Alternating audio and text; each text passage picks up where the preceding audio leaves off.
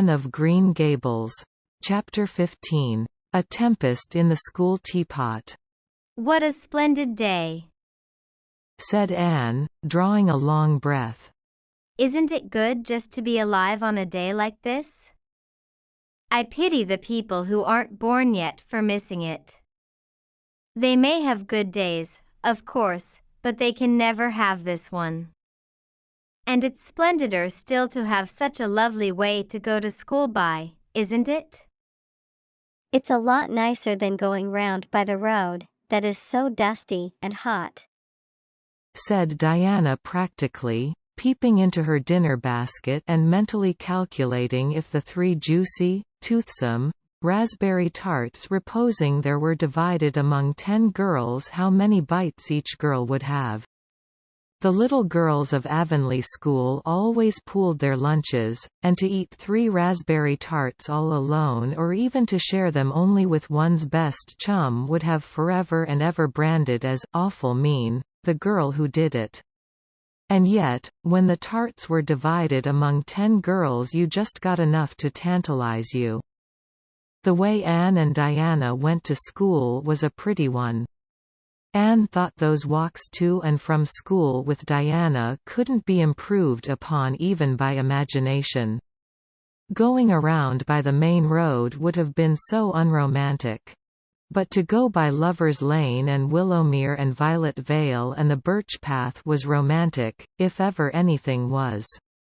Lover's Lane opened out below the orchard at Green Gables and stretched far up into the woods to the end of the Cuthbert farm.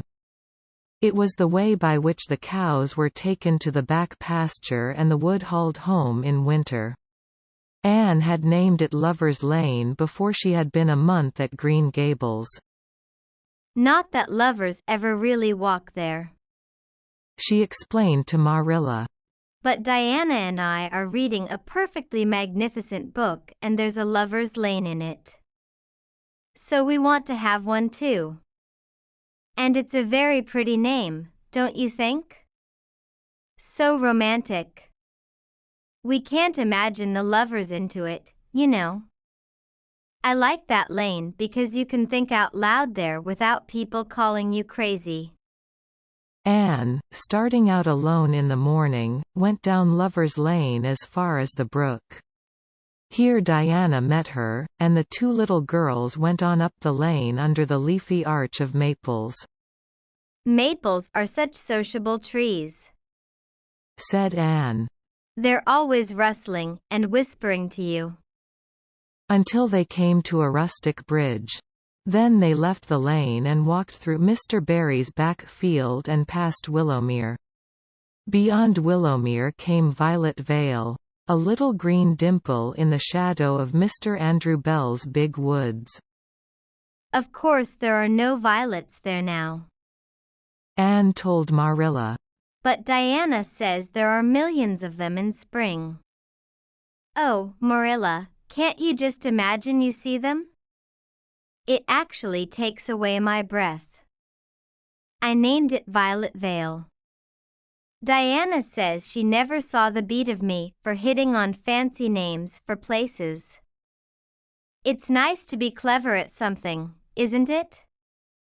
But Diana named the Birch Path. She wanted to, so I let her, but I'm sure I could have found something more poetical than plain Birch Path. Anybody can think of a name like that. But the Birch Path is one of the prettiest places in the world, Marilla. It was. Other people besides Anne thought so when they stumbled on it. It was a little narrow, twisting path, winding down over a long hill straight through Mr. Bell's woods, where the light came down sifted through so many emerald screens that it was as flawless as the heart of a diamond. It was fringed in all its length with slim young birches, white-stemmed and lissom-boughed, ferns and star flowers and wild lilies of the valley and scarlet tufts of pigeonberries grew thickly along it. And always there was a delightful spiciness in the air and music of bird calls and the murmur and laugh of wood winds in the trees overhead. Now and then you might see a rabbit skipping across the road if you were quiet.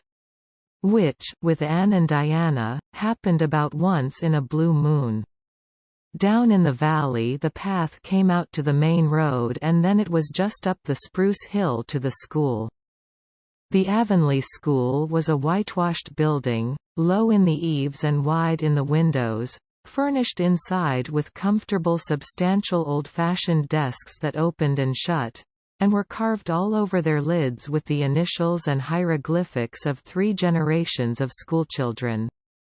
The schoolhouse was set back from the road and behind it was a dusky fir wood and a brook where all the children put their bottles of milk in the morning to keep cool and sweet until dinner hour.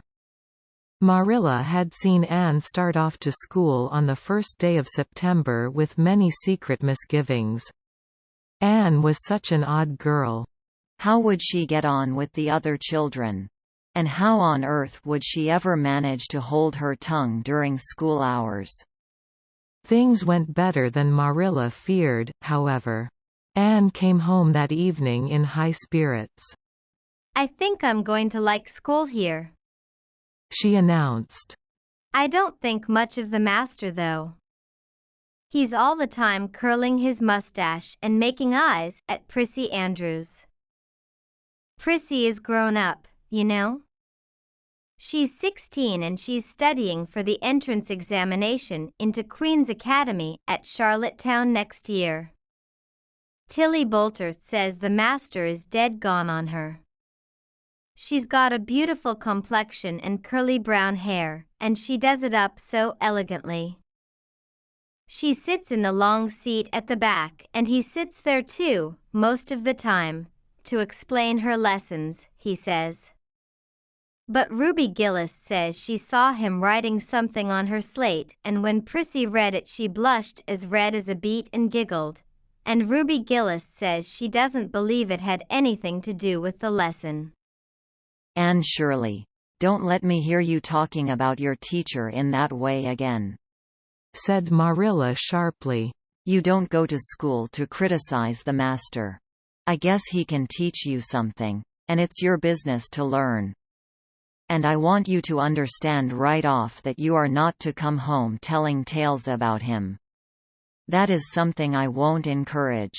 I hope you were a good girl." "Indeed I was," said Anne comfortably. "It wasn't so hard as you might imagine, either. I sit with Diana.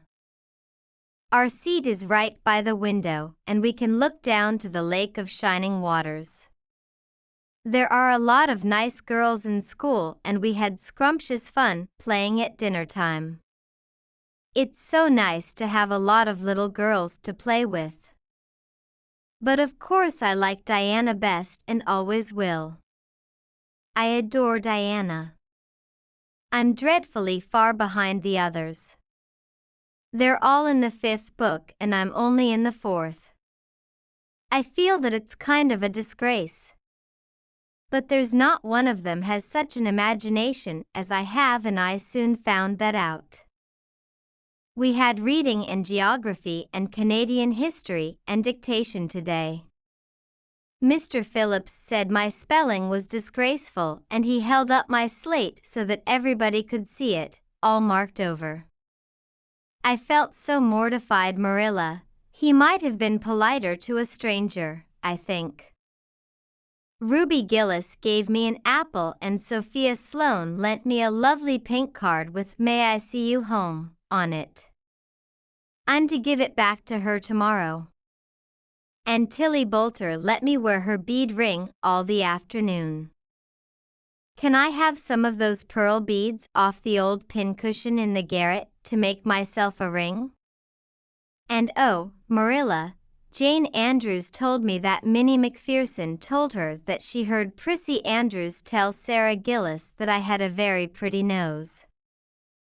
Marilla, that is the first compliment I have ever had in my life and you can't imagine what a strange feeling it gave me. Marilla, have I really a pretty nose? I know you'll tell me the truth. Your nose is well enough, said Marilla shortly. Secretly she thought Anne's nose was a remarkable pretty one, but she had no intention of telling her so. That was 3 weeks ago and all had gone smoothly so far. And now, this crisp September morning, Anne and Diana were tripping blithely down the birch path, two of the happiest little girls in Avonlea. "I guess Gilbert Blythe will be in school today," said Diana. "He's been visiting his cousins over in New Brunswick all summer and he only came home Saturday night. He's awfully handsome, Anne. And he teases the girls something terrible. He just torments our lives out." Diana's voice indicated that she rather liked having her life tormented out than not. Gilbert Blythe? Said Anne. Isn't his name that's written up on the porch wall with Julia bells and a big "Take Notice" over them? "Yes," said Diana, tossing her head. "but I'm sure he doesn't like Julia Bell so very much. I've heard him say he studied the multiplication table by her freckles." Oh, don't speak about freckles to me, implored Anne. It isn't delicate when I've got so many. But I do think that writing "Take Notices" up on the wall about the boys and girls is the silliest ever. I should just like to see anybody dare to write my name up with a boy's. Not, of course, she hastened to add, that anybody would. Anne sighed. She didn't want her name written up. But it was a little humiliating to know that there was no danger of it. "Nonsense," said Diana, whose black eyes and glossy tresses had played such havoc with the hearts of Avonlea schoolboys that her name figured on the porch walls in half a dozen take notices. "It's only meant as a joke. And don't you be too sure your name won't ever be written up. Charlie Sloane is dead gone on you. He told his mother, mind you, that you were the smartest girl in school. That's better than being good looking." No, it isn't, said Anne, feminine to the core. I'd rather be pretty than clever. And I hate Charlie Sloane. I can't bear a boy with goggle eyes. If anyone wrote my name up with his, I'd never get over it, Diana Barry. But it is nice to keep head of your class. "You'll have Gilbert in your class after this," said Diana. "and he's used to being head of his class, I can tell you. He's only in the 4th book, although he's nearly 14. For years ago, his father was sick and had to go out to Alberta for his health, and Gilbert went with him. They were there 3 years, and Gil didn't go to school hardly any until they came back. You won't find it so easy to keep head after this, Anne." I'm glad, said Anne quickly. I couldn't really feel proud of keeping head of little boys and girls of just 9 or 10.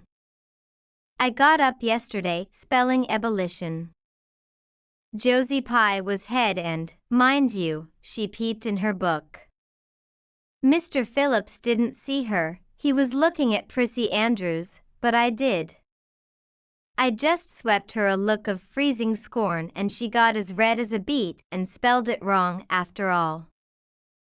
"Those Pye girls are cheats all round," said Diana indignantly, as they climbed the fence of the main road.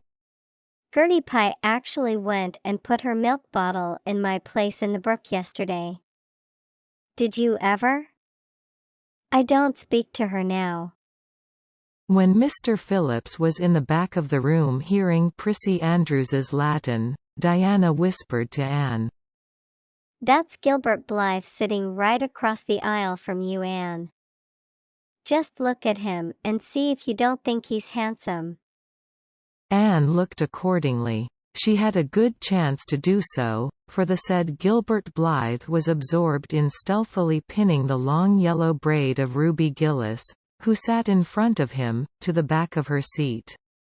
He was a tall boy, with curly brown hair, roguish hazel eyes, and a mouth twisted into a teasing smile. Presently Ruby Gillis started up to take a sum to the master. She fell back into her seat with a little shriek, believing that her hair was pulled out by the roots. Everybody looked at her and Mr. Phillips glared so sternly that Ruby began to cry. Gilbert had whisked the pin out of sight and was studying his history with the soberest face in the world. But when the commotion subsided he looked at Anne and winked with inexpressible drollery. "I think your Gilbert Blythe is handsome," confided Anne to Diana. "but I think he's very bold. It isn't good manners to wink at a strange girl." But it was not until the afternoon that things really began to happen. Mr. Phillips was back in the corner explaining a problem in algebra to Prissy Andrews, and the rest of the scholars were doing pretty much as they pleased, eating green apples, whispering, drawing pictures on their slates, and driving crickets harnessed to strings, up and down aisle. Gilbert Blythe was trying to make Anne Shirley look at him and failing utterly, because Anne was at that moment totally oblivious not only to the very existence of Gilbert Blythe, but of every other scholar in Avonlea School itself. With her chin propped on her hands and her eyes fixed on the blue glimpse of the lake of shining waters that the west window afforded, she was far away in a gorgeous dreamland, hearing and seeing nothing save her own wonderful visions. Gilbert Blythe wasn't used to putting himself out to make a girl look at him and meeting with failure. She should look at him, that red-haired Shirley girl with the little pointed chin and the big eyes that weren't like the eyes of any other girl in Avonlea School. Gilbert reached across the aisle, picked up the end of Anne's long red braid, held it out at arm's length and said in a piercing whisper, "Carrots, carrots." Then Anne looked at him with a vengeance. She did more than look. She sprang to her feet, her bright fancies fallen into cureless ruin. She flashed one indignant glance at Gilbert from eyes whose angry sparkle was swiftly quenched in equally angry tears. "You mean, hateful boy!"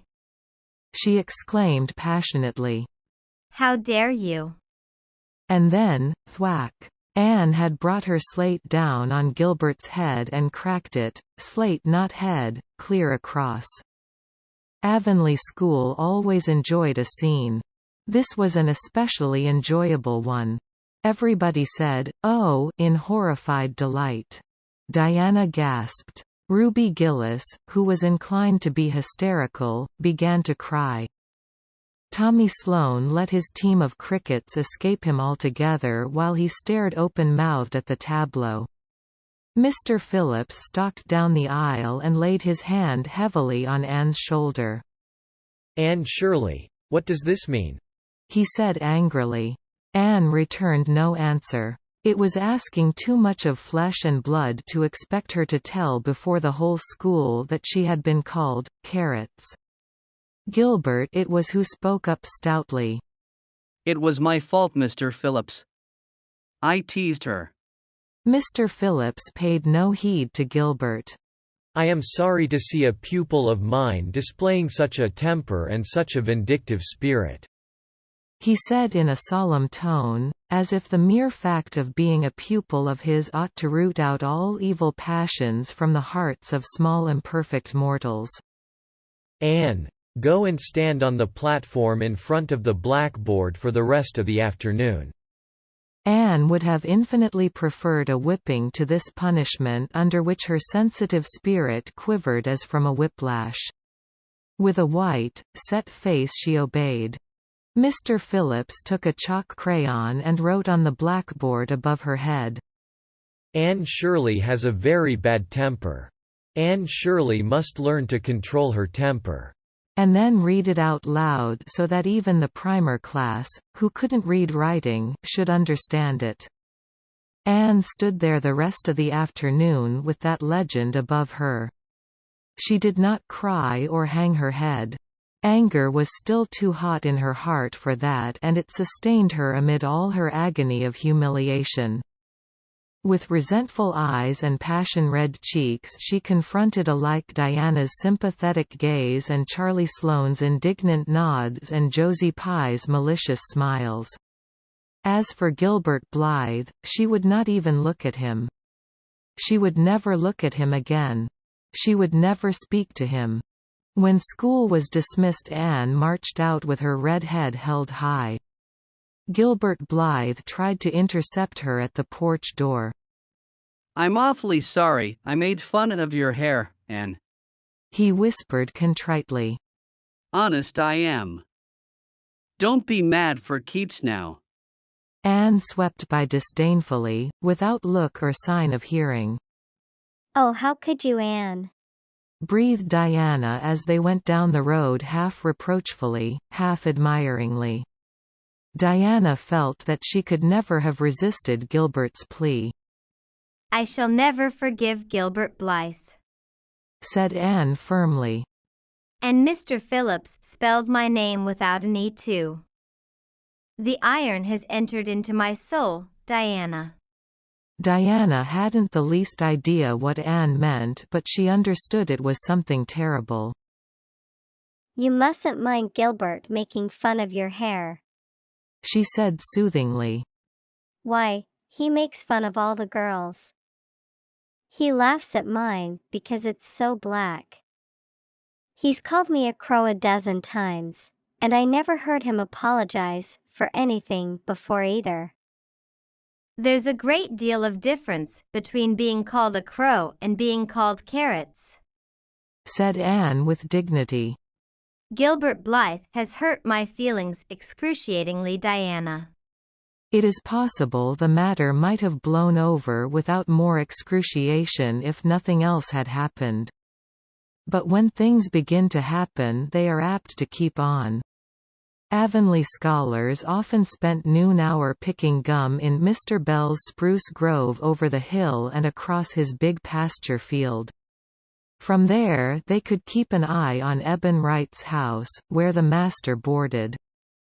When they saw Mr. Phillips emerging therefrom, they ran for the schoolhouse. But the distance being about 3 times longer than Mr. Wright's lane, they were very apt to arrive there, breathless and gasping, some 3 minutes too late. On the following day Mr. Phillips was seized with one of his spasmodic fits of reform and announced before going home to dinner, that he should expect to find all the scholars in their seats when he returned. Anyone who came in late would be punished. All the boys and some of the girls went to Mr. Bell's spruce grove as usual, fully intending to stay only long enough to pick a chew. But spruce groves are seductive and yellow nuts of gum beguiling. They picked and loitered and strayed, and as usual the first thing that recalled them to a sense of the flight of time was Jimmy Glover shouting from the top of a patriarchal old spruce, "Master's coming." The girls who were on the ground, started first and managed to reach the schoolhouse in time but without a second to spare. The boys, who had to wriggle hastily down from the trees, were later, and Anne, who had not been picking gum at all but was wandering happily in the far end of the grove, waist-deep among the bracken, singing softly to herself, with a wreath of rice lilies on her hair as if she were some wild divinity of the shadowy places, was latest of all. Anne could run like a deer, however. Run she did, with the impish result that she overtook the boys at the door and was swept into the schoolhouse among them just as Mr. Phillips was in the act of hanging up his hat. Mr. Phillips's brief reforming energy was over. He didn't want the bother of punishing a dozen pupils, but it was necessary to do something to save his word, so he looked about for a scapegoat and found it in Anne, who had dropped into her seat, gasping for breath. With a forgotten lily wreath hanging askew over one ear and giving her a particularly rakish and disheveled appearance. Anne Shirley, Since you seem to be so fond of the boys' company, we shall indulge your taste for it this afternoon," he said sarcastically. "Take those flowers out of your hair and sit with Gilbert Blythe." The other boys snickered. Diana, turning pale with pity, plucked the wreath from Anne's hair and squeezed her hand. Anne stared at the master as if turned to stone. "Did you hear what I said, Anne?" queried Mr. Phillips sternly. Yes, sir. Said Anne slowly. But I didn't suppose you really meant it. "I assure you I did." Still with the sarcastic inflection which all the children, and Anne especially, hated. It flicked on the raw. "Obey me at once." For a moment Anne looked as if she meant to disobey. Then, realizing that there was no help for it, she rose haughtily, stepped across the aisle, sat down beside Gilbert Blythe, and buried her face in her arms on the desk. Ruby Gillis, who got a glimpse of it as it went down, told the others going home from school that she'd actually never seen anything like it. It was so white, with awful little red spots in it. To Anne, this was as the end of all things. It was bad enough to be singled out for punishment from among a dozen equally guilty ones. It was worse still to be sent to sit with a boy, but that boy should be Gilbert Blythe was heaping insult on injury to a degree utterly unbearable. Anne felt that she could not bear it, and it would be of no use to try. Her whole being seethed with shame and anger and humiliation. At first the other scholars looked and whispered and giggled and nudged. But as Anne never lifted her head, and as Gilbert worked fractions as if his whole soul was absorbed in them and them only, they soon returned to their own tasks and Anne was forgotten. When Mr. Phillips called the history class out, Anne should have gone, but Anne did not move, and Mr. Phillips, who had been writing some verses to Priscilla before he called the class, was thinking about an obstinate rhyme still and never missed her. Once, when nobody was looking, Gilbert took from his desk a little pink candy heart with a gold motto on it, "You are sweet," and slipped it under the curve of Anne's arm. Whereupon Anne arose, took the pink heart gingerly between the tips of her fingers, dropped it on the floor, ground it to powder beneath her heel, and resumed her position without deigning to bestow a glance on Gilbert. When school went out, Anne marched to her desk, ostentatiously took out everything therein, books and writing tablet, pen and ink, Testament and arithmetic, and piled them neatly on her cracked slate. "What are you taking all those things home for, Anne?" Diana wanted to know, as soon as they were out on the road. She had not dared to ask the question before. I am not coming back to school anymore, said Anne. Diana gasped and stared at Anne to see if she meant it. "Will Marilla let you stay home?" she asked. She'll have to, said Anne. I'll never go to school to that man again. "Oh, Anne." Diana looked as if she were ready to cry. "I do think you're mean. What shall I do? Mr. Phillips will make me sit with that horrid Gertie Pye. I know he will, because she is sitting alone. Do come back, Anne." I'd do almost anything in the world for you, Diana, said Anne sadly. I'd let myself be torn limb from limb if it would do you any good. But I can't do this, so please don't ask it. You harrow up my very soul. "Just think of all the fun you will miss," mourned Diana. "We are going to build the loveliest new house down by the brook, and we'll be playing ball next week, and you've never played ball, Anne. It's tremendously exciting.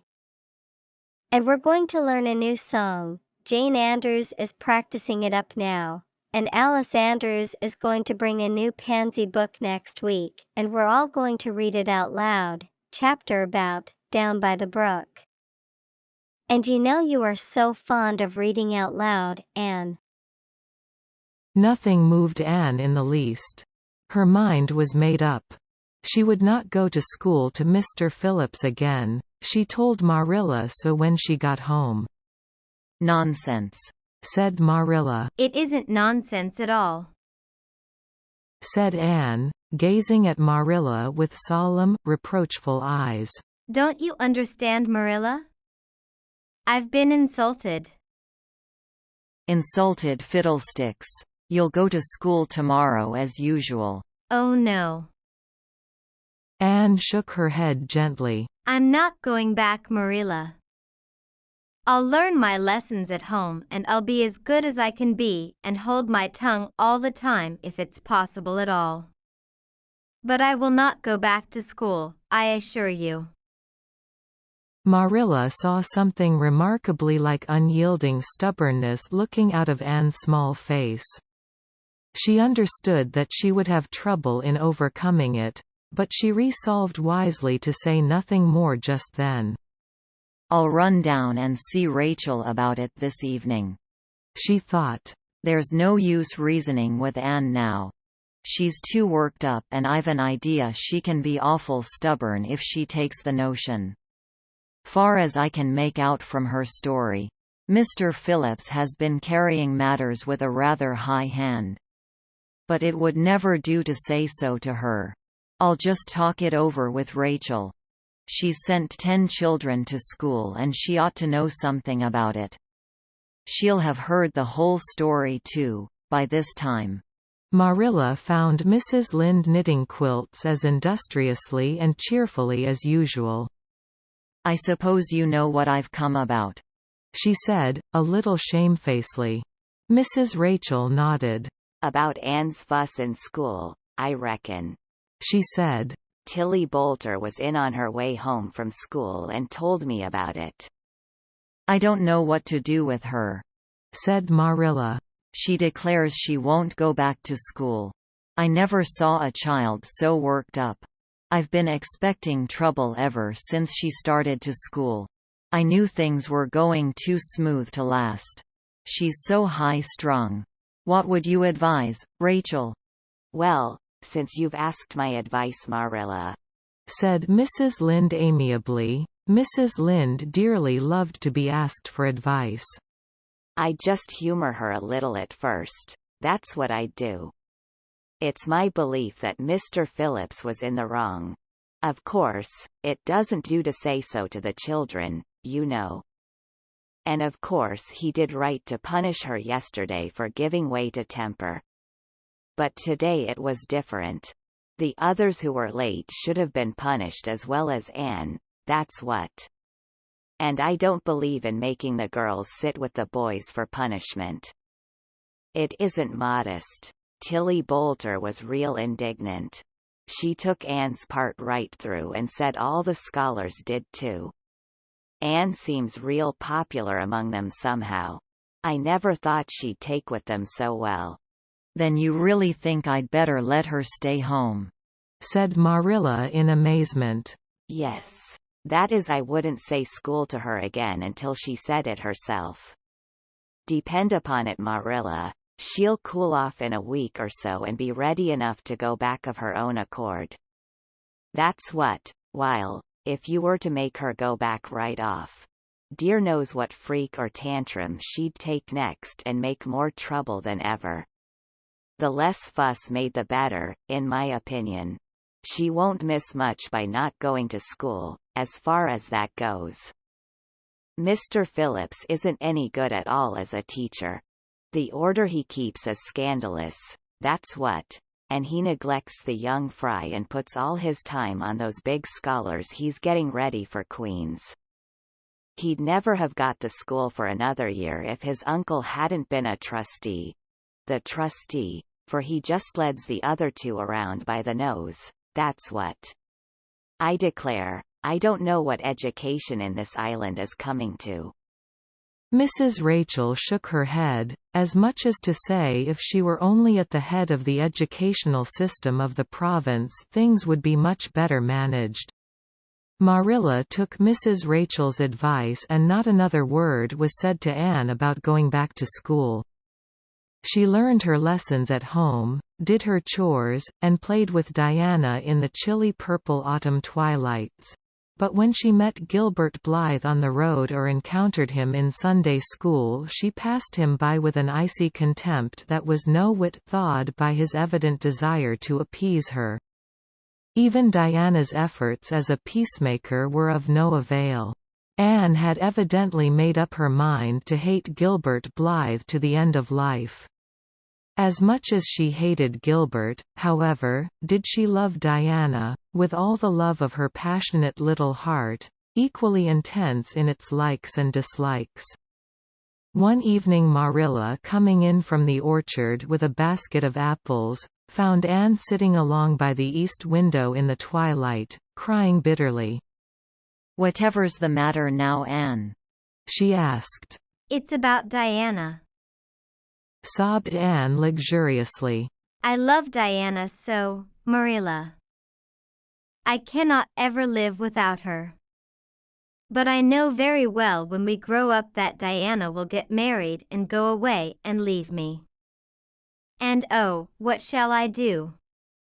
I hate her husband, I just hate him furiously. I've been imagining it all out, the wedding and everything. Diana dressed in snowy garments, with a veil, and looking as beautiful and regal as a queen, and me the bridesmaid, with a lovely dress too, and puffed sleeves, but with a breaking heart hid beneath my smiling face. And then bidding Diana goodbye. Here Anne broke down entirely and wept with increasing bitterness. Marilla turned quickly away to hide her twitching face, but it was no use. She collapsed on the nearest chair and burst into such a hearty and unusual peal of laughter that Matthew, crossing the yard outside, halted in amazement. When had he heard Marilla laugh like that before? "Well, Anne Shirley," said Marilla as soon as she could speak. "if you must borrow trouble, for pity's sake borrow it handier home. I should think you had an imagination, sure enough." End of chapter 15.